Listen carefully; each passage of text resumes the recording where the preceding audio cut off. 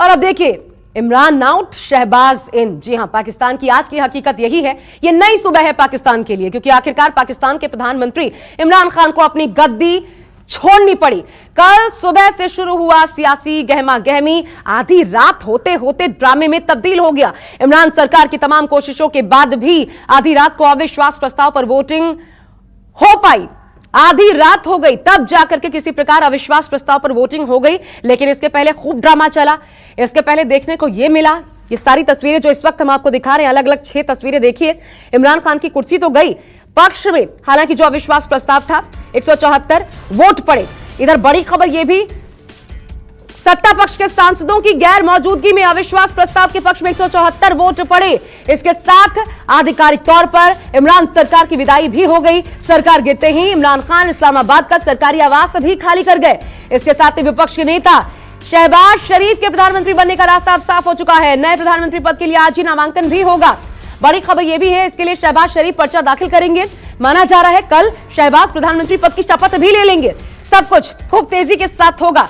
आज नामांकन और कल शपथ ग्रहण। आज पीएम पद के लिए अपनी दावेदारी पेश करेंगे शहबाज शरीफ। 11 बजे से पीएम पद के लिए नामांकन होगा।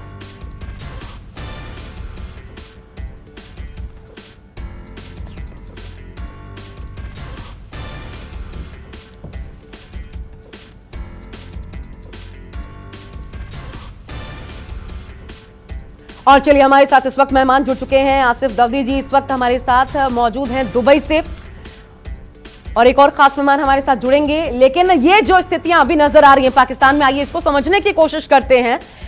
सीधा आसिफ जी आपके पास मैं आ रही हूं इस वक्त। तो स्वागत है आपका न्यूज़ 24 पर। हमने देखा इमरान खान की सरकार आखिरकार खूब ड्रामा हुआ चली गई, लेकिन आज का दिन बड़ा है। तो बड़ी बात कि आज जिस प्रकार ये कल की तस्वीरें भी हम दिखा रहे हैं कि एक जगह समर्थन में और दूसरी जगह विरोध में खूब जमकर नारेबाजी हुई। आप आज का दिन कितना महत्वपूर्ण मान रहे हैं, क्योंकि आज ही शहबाज शरीफ नामांकन दाखिल करने वाले हैं। इधर खूब जबरदस्त हंगामा सड़कों पर देखने को मिल सकता है। इमरान भी शक्ति प्रदर्शन करने वाले हैं। बहुत अहम होने वाला है।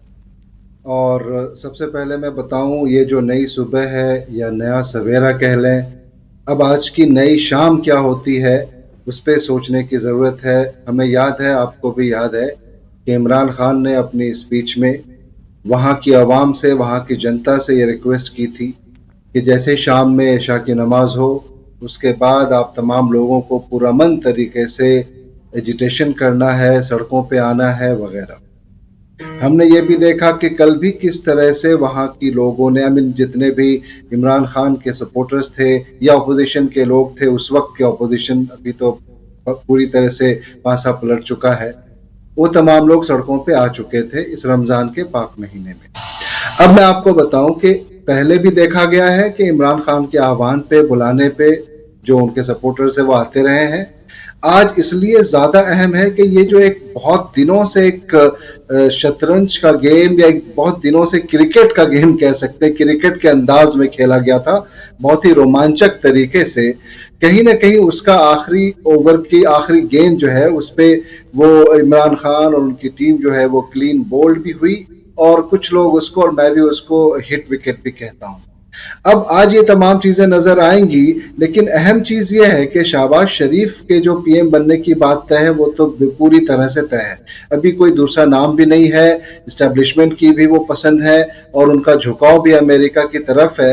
लेकिन उन्होंने जो कल अपनी स्पीच में कुछ बातें कही, जिसमें से कुछ शेर जो उन्होंने सुनाए थे वो बहुत अहम है। वो ये है कि जब अपना काफिला अज़्मो यकीन से निकलेगा, जहां से चाहेंगे रास्ता वहीं से निकलेगा, वतन की मिट्टी मुझे एड़ियां यहीं रगड़ने दे, मुझे यकीन है चश्मा यहीं से निकलेगा। तो देखना यह है कि उन्होंने जो इन 4 अशार में, इन 2 कपलेट्स में जो अपनी बात रखी है, और वो कोशिश ये की कि चश्मा उनको यहीं से निकालना है। अब उस चश्मे को किस तरह से आज पहली जो एक कोशिश होगी और पहला जो एक चैलेंज होगा कि पूरी अगर अवाम वहां सड़कों पे आती है और वहां पे अगर किसी तरीके की कोई ऐसी वारदात या घटनाएं कुछ जो हो सकती है, या हो सकता है कि शांतिपूर्ण तरीके से ही हो, लेकिन वो अगर कहीं इमरान खान को कोई सिंपैथी मिल जाए वो सब तमाम चैलेंजेस उनके सामने होंगे। लेकिन मैं आपको बताऊं कि इससे पहले जो शहबाज शरीफ जो अभी उन्होंने एक स्टेटमेंट दिया था जिसकी चर्चा बहुत ज्यादा हुई थी आशा जी, वो चर्चा ये थी कि beggars can't be the choosers. अब जब उन्होंने ये बात कह दी है अपने मुल्क के लिए, उस वक्त वो प्रधानमंत्री नहीं थे, अभी भी नहीं है, लेकिन अभी वो किसी भी वक्त शपथ ग्रहण की भी बात हो सकती है और कभी भी उनको बनाया भी जा सकता है। कल, हाँ एग्जैक्टली, कल उनको बनाया भी जा सकता है। तो जब वो बन जाएंगे तो अब ये समझने वाली बात ये होगी कि क्या वो अपने उस स्टेटमेंट पे फिर भी बने रहेंगे या चश्मा जो वो यहाँ से निकालने वाले पानी का फव्वारा जो कहते हैं, या वहां से पूरी तरह से वहां मीठा मीठा आप कह सकते हैं वो निकलना शुरू होगा। तो क्या उसमें से वो जो उन्होंने एक टर्म दिया है अपने मुल्क के लिए और अपने मुल्क के लोगों के लिए, जो मेरे ख्याल से उसकी आई मीन एक उस पोजीशन पे रह रहे बंदे ने अगर खुद से ये दिया है तो ये बहुत बड़ी बात होती है। तो क्या आप ये जो बोल रहे हैं रमीज साहब, इसमें एक महत्वपूर्ण बात कल उनकी जो चर्चा में सामने आई है उनकी बहस में कि किसी को गिरफ्तार नहीं किया जाएगा, इस पर भी मैं आगे बात करूंगी क्योंकि आगे अब इमरान खान का क्या होने वाला है। लेकिन इस बीच बड़ी खबर देखिए, इमरान खान की पार्टी पीटीआई बड़ी रैली करने वाली है। इमरान सरकार गिरने के विरोध में यह रैली होगी और इमरान के पूर्व मंत्री फारूक हबीब ने ऐलान भी किया है इसको लेकर के। हालांकि आपको यह भी बता दें कि यह ऐलान तो खुद इमरान खान परसों जो उन्होंने राष्ट्र के नाम उनका संबोधन था उसी में कर चुके थे। शांतिपूर्ण प्रदर्शन के लिए आह्वान पहले ही कर चुके थे और आज सड़कों पर पीटीआई के कार्यकर्ता उनके समर्थक दिखेंगे।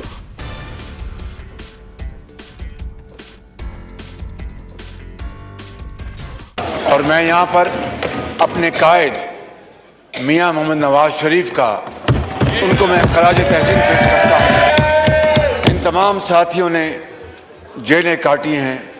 हमारी पहली मर्तबा तारीख में ये शायद पहला मौका है कि हमारी बेटियों ने, बहनों ने भी जेलें काटी हैं।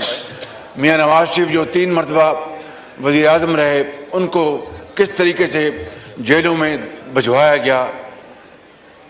जनाब चेयरमैन, हम माजी की तलखियों में नहीं जाना चाहते, उनको भुलाकर आगे जाना चाहते हैं और पाकिस्तान को अजीम बनाना चाहते हैं।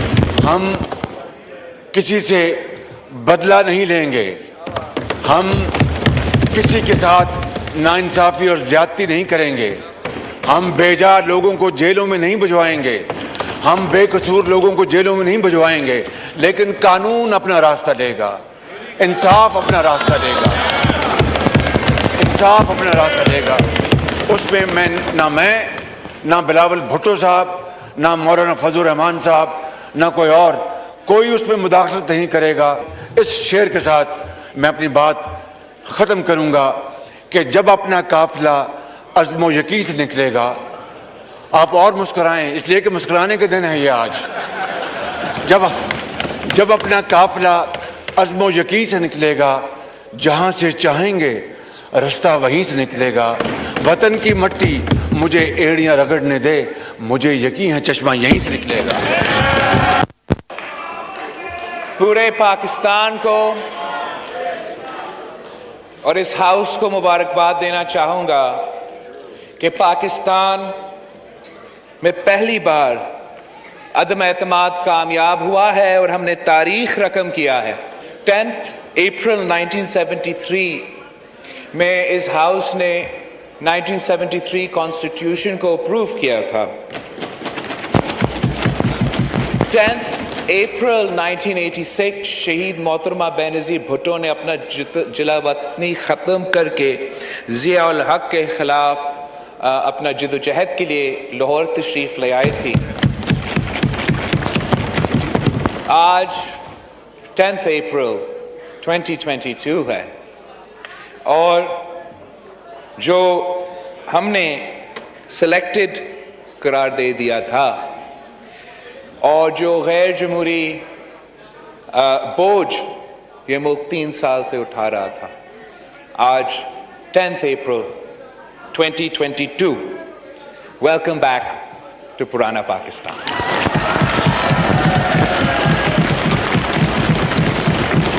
पाकिस्तान के नौजवानों के लिए एक पैगाम भेजना चाहूँगा। इस नई दस्तावेज़ात जो मेरे पास है, भी मेरे पास ये लेटर पहुंच गया है, कैबिनेट ने भेजा है। मैं अपोजिशन लीडर से भी रिक्वेस्ट करूंगा, मेरे रिकॉर्ड में ये पड़े रहेगा सेक्रेटरिएट में, अगर वो खुद इसको देखना चाहें तो वो देख सकते हैं। और मैं सुप्रीम कोर्ट चीफ जस्टिस को भी लेटर में भेजूंगा, वो भी इसका मुआयना करे। मैंने फैसला किया है कि मैं स्पीकर के ओहदे पे मजीद नहीं रह सकता और मैं अपने ओहदे से इस्तीफा देता हूं। मैंने अपनी जिंदगी का बहुत लंबा अरसा अपने लीडर इमरान खान के साथ गुजारा। 174 members have recorded their votes in favor of the resolution. Consequently, the resolution for vote of no confidence against Mr. Imran Khan, the Prime Minister of Islamic Republic of Pakistan, has been passed by a majority of the total membership of the National Assembly.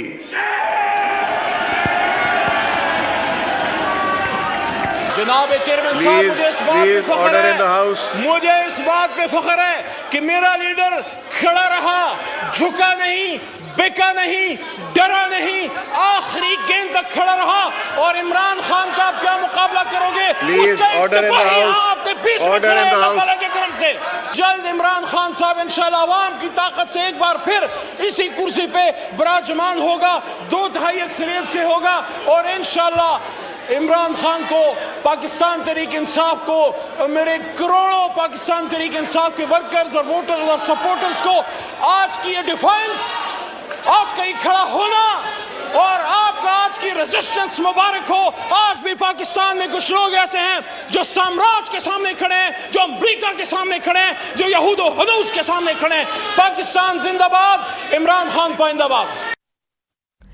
हमारे साथ दो खास मेहमान इस वक्त बने हुए हैं। प्रोफेसर महेंद्र सिंह भी हमारे साथ, महेंद्र सिंह भी इस वक्त हमारे साथ जुड़ गए, विदेशी मामलों के जानकार हैं। महेंद्र जी, अब मैं आपको भी जोड़ना चाहती हूँ। अब वेलकम बैक टू पुराना पाकिस्तान, ये मैं आपसे समझूंगी, लेकिन उसके पहले जरा एक टेक्निकलिटी बता दीजिए, क्योंकि अयाज सादिक का चुनाव हुआ, पीटीआई के सांसद वॉकआउट कर गए, तो ये जो चुनाव और उन्होंने वोटिंग भी करवा ली, ये इस पे टेक्निकल पेज तो नहीं फंसेगा अब आगे, या ये किया जा सकता है, संवैधानिक है? देखिए, सबसे महत्वपूर्ण बात है कि ये पहली बार पाकिस्तान में हुआ है कि किसी भी प्रधानमंत्री को लोकतांत्रिक तरीके से हटाया गया है।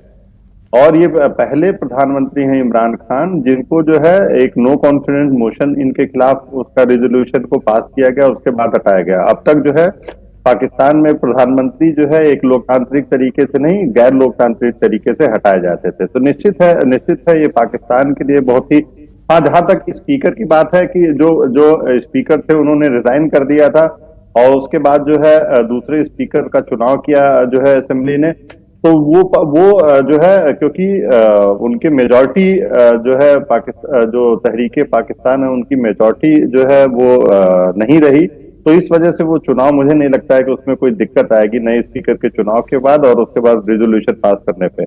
लेकिन निश्चित रूप से ये एक अगर हम लोकतंत्र की बात करें तो पाकिस्तान में निश्चित रूप से ये अच्छी बात है, लेकिन ये जो वेलकम बैक टू पुराना पाकिस्तान, अब पाकिस्तान में क्या बदलने जा रहा है और भारत पर इसका क्या असर होगा?